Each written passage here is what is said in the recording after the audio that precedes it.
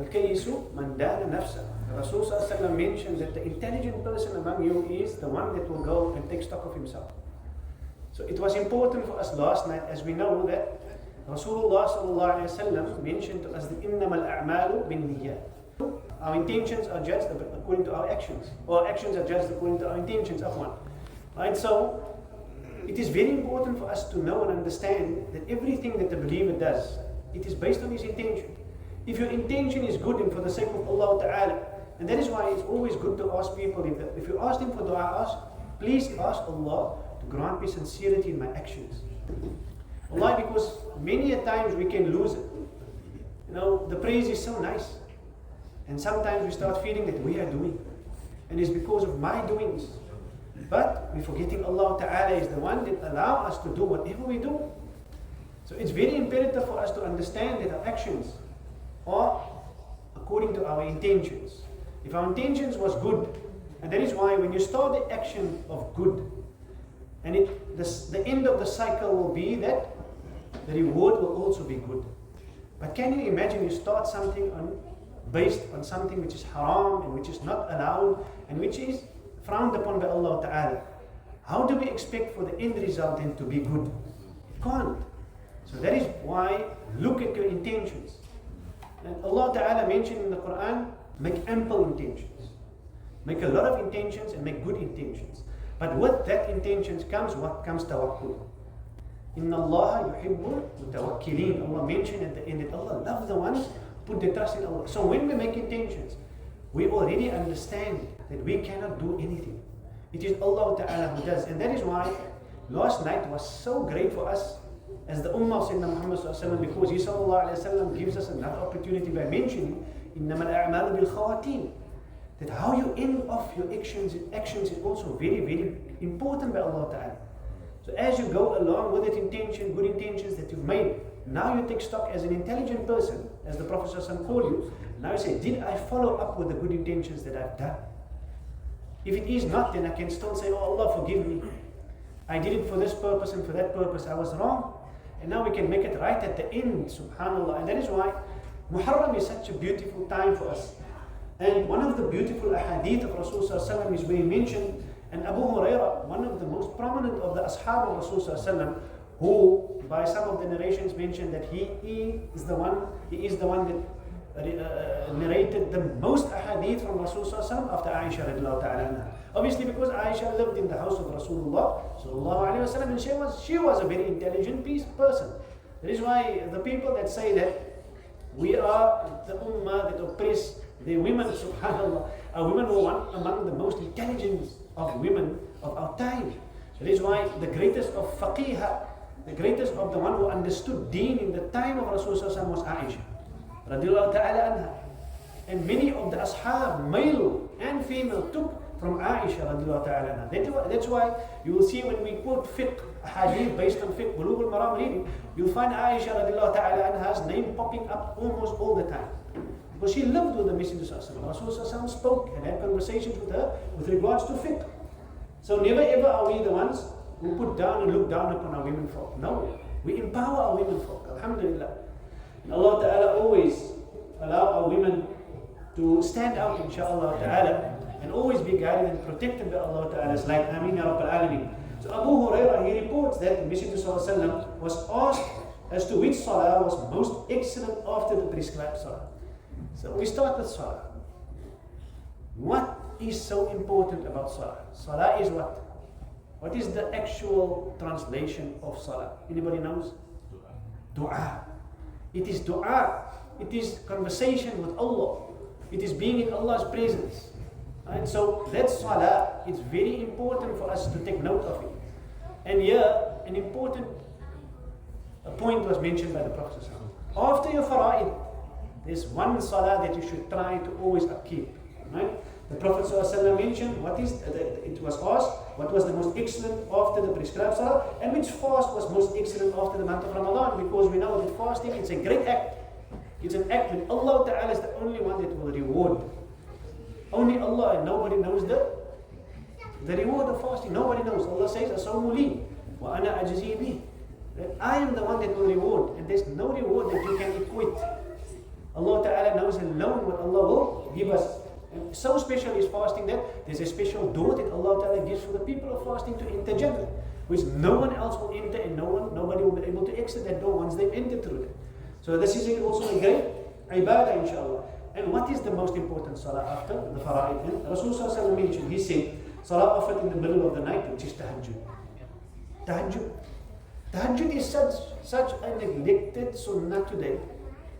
Because what overtook us? Kusala. نحن من الكسالى. We are so lazy. Sleep became the order of the day. We sleep in the afternoons, we sleep at night, we sleep in the mornings, we oversleep. Subhanallah.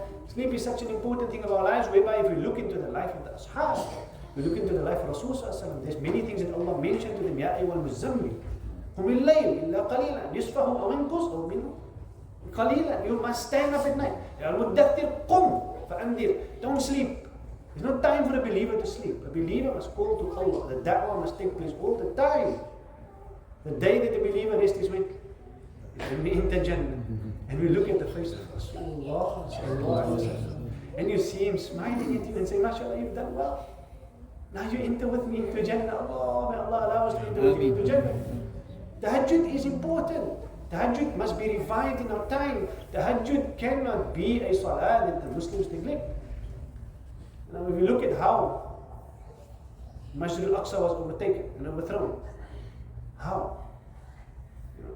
The Jewish lady, I just forgot her name now, she said that, Ya Rab, they've infiltrated Masjid al-Aqsa. I'm worried. If we can make it throughout the night, till the next morning, then we know we've overpowered the Muslims. And then nothing happened the night. The Muslims didn't even come to Baytul Maqdis, to the Masjid for the Salah of Fajr. And what happened? Masjid al-Aqsa was overthrown. Goldemir. They understood. The Muslims is not there for Fajr. Alhamdulillah, we have the upper hand. And so may Allah Ta'ala allow us never to oversleep. For the fara'id first, for Fajr, and Isha, these are two very important, in Asr. Salatul Wusta. These salah we must try to always, and this is the most difficult of the salah. Fajr in the morning, Isha at night, and Asr.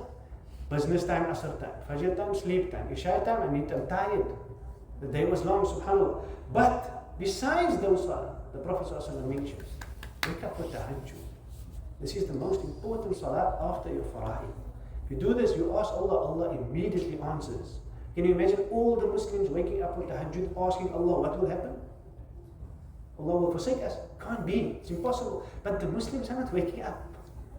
The Muslims are asleep. The people of other faiths are up earlier than the Muslims. Ajib, for what? For running after this world. And the Muslims fall in the trap for doing the same.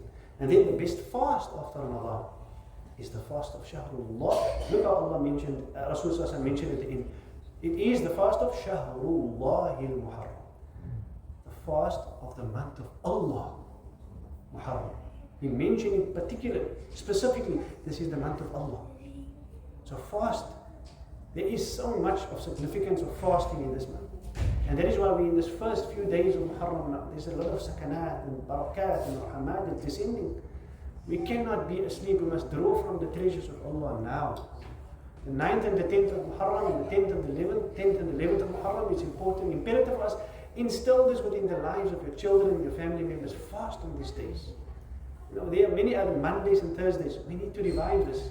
This is how the Ummah was strengthened in the time of Rasulullah. They did all the Sunnah and they practiced upon the Sunnah. They understood what the Sunnah meant, and it must mean something to us also. It must become something that it means something to us. That my child cannot eat on a Monday and a Thursday. My child cannot eat on the 9th and the 10th and the 10th and the 11th of Muharram. It's impossible.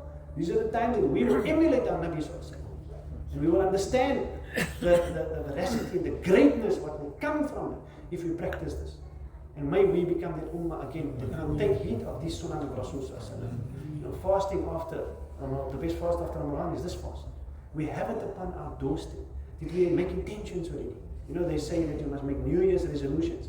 That's a Western ideology. But we as Muslims, we have resolutions. Because no year can be the same like the next year. We must have good resolutions, New Year's resolutions. Ya Allah, I can't be the same Muslim that I was yesterday. I need to be a better Muslim.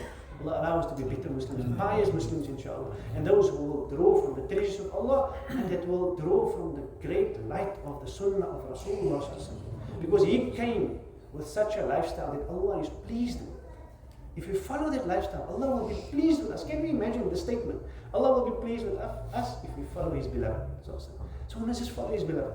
May Allah allow us understanding, inshallah. JAZAKALLAHU KHAIRAN. Inshallah, for the first 10 days, we will have some good talks about Muharram and what is transpired in Muharram. We will mention many things and many happenings that occurred in the month of Muharram, mashallah, that we can treasure. Because which other religion can do this? Speak about a month where there's so much greatness of their messengers and no one. We have this documented and it's authenticated, subhanAllah, that it is definitely on the authority of these great pious Sahaba that heard it from the lips of the Mubarak lips of Sayyidina Muhammad sallallahu alaihi wasallam. Allah allow us understanding. Barakallahu feekum, subhanallah, bihamdihi, subhanaka Allahumma bihamdika, ashhadu an la ilaha illa anta, nastaghfiruka wa natubu ilayk, sallallahu ala Sayyidina Muhammad wa ala Sayyidina Muhammad. Assalamu alaikum wa rahmatullahi ta'ala wa barakatuh.